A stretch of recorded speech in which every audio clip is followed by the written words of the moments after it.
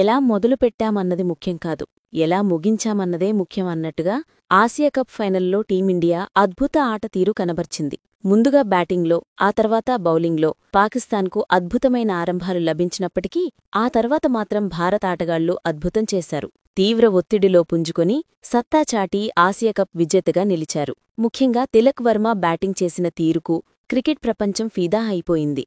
Asia cup 2025 విజేతగా భారత్ నిలిచింది. ఫైనల్లో పాకిస్తాన్ను 6 వికెట్ల తేగాతో ఓడించి 9వసారి ఆసియాకప్ టైటిల్ను ముద్దాడింది. చివరి ఓవర్ వరకు ఉత్కంఠభరితంగా సాగిన లో స్కోరింగ్ మ్యాచ్లో టీమిండియా విజయఢంకా మోగించింది.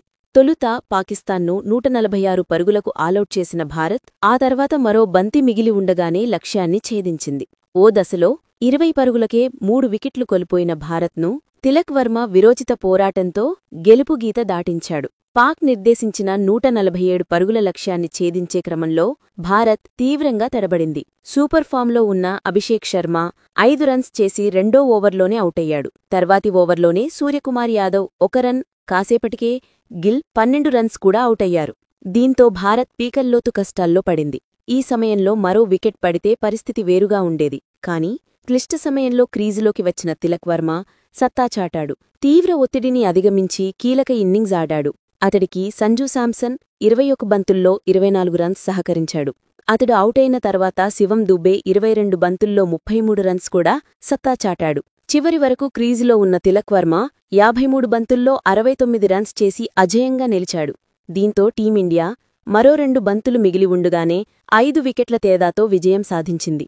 19వ ఓవర్ చివరి బంతికి 6 కొట్టబోయిన దూబే క్యాచౌట్ కాగా ఆఖరి ఓవర్లో భారీ షాట్ బాదిన తిలక్ భారత్కు విజయాన్ని ఖాయం చేశాడు.